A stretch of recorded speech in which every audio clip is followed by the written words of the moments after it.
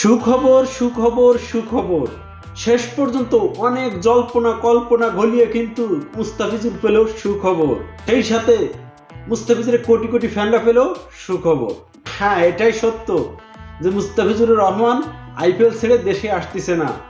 BCB মনে করেন media এবং জনগণের চাপে পড়ে কিন্তু মুস্তাফিজুরকে ছাড়পত্র দিতে বাধ্য হয়েছে।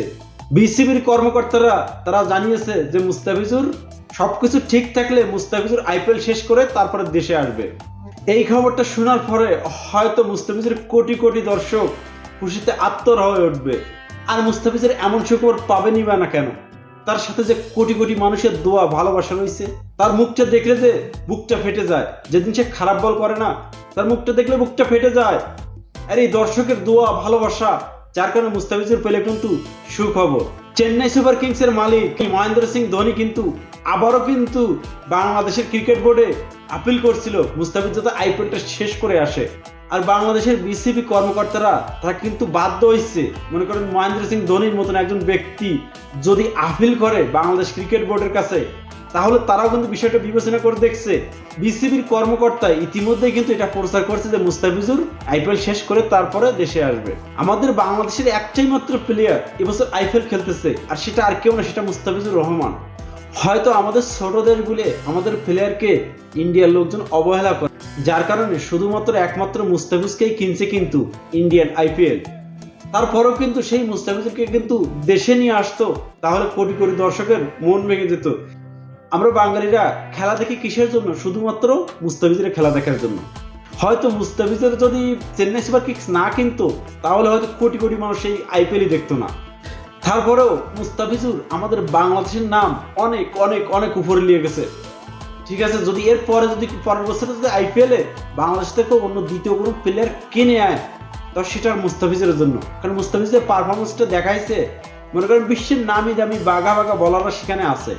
তার ভিতর থেকেও মুস্তাফিজুর এখনো পর্যন্ত টপ উইকেট শিকারের লেভেলে রয়েছে। কিন্তু বুমরার সাথে 14 উইকেট নিয়ে কিন্তু যৌথভাবে এখন কিন্তু প্রথম স্থানে আছে দুইজনই।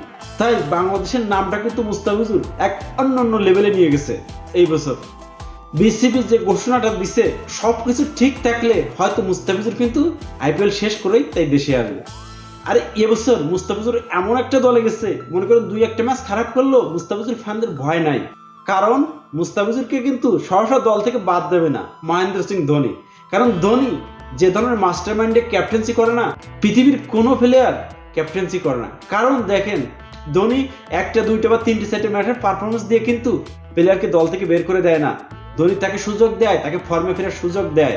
ডেরেল মেথেল, তার কথা ভাবেন, সে কিভাবে ব্যর্থ ছিল, টানা মনে করেন 6টা 7টা 8টা ম্যাচ ব্যর্থ, তারপরও তাকে দল থেকে বাদ দিইনি। তারপরও কিন্তু মহেন্দ্র সিং ধোনি তাকে দলে রাখছে এবং সে ফর্মে ফিরছে গত ম্যাচে। শুধু ডেরেল মেথেল না, গত বছর আইপিএল এর কথা বললেও মনে করেন হডসন, আরো কিছু কিছু প্লেয়ার আছে যারা অফ ফর্মে ভুগতেছিল এবং তারা কিন্তু ফর্মেও ফিরছে এবং ধোনি চেন্নাইয়ের কাপ জিতে কিন্তু অবদান রাখছে অনেক বড়। তাই নিঃসন্দেহে বলা যাচ্ছে যে মুস্তাফিজুর রহমান 2024 আইপিএলে সবগুলো মাঠেই কিন্তু মাঠে নামবে। যদি মুস্তাফিজের ব্যক্তিগত সমস্যা না থাকে অথবা বিসিবি তাকে কোনো প্রকার ভুলকি জুলকি দিয়ে দেশে না নিয়ে আসে, তাহলে কিন্তু মুস্তাফিজুর আইপিএল শেষ করেই দেশে আসবে। তো সবাই মুস্তাফিজুরের জন্য দোয়া করবেন যেন মুস্তাফিজুর শেষ পর্যন্ত টপ উইকেট টিকারে থাকতে পারে। এটা আপনাদের সবার কাছে আমার অনুরোধ, মুস্তাফিজুরের জন্য সবাই বেশি বেশি দোয়া করবেন, সেজন্য টপ উইকেট টিকারে প্রথম স্থানে থাকতে পারে। ধন্যবাদ ভাই ব্রাদার, ভালো থাকবেন। ভিডিও ভালো লাগলে অবশ্যই লাইক কমেন্ট শেয়ার করতে ভুলবেন না।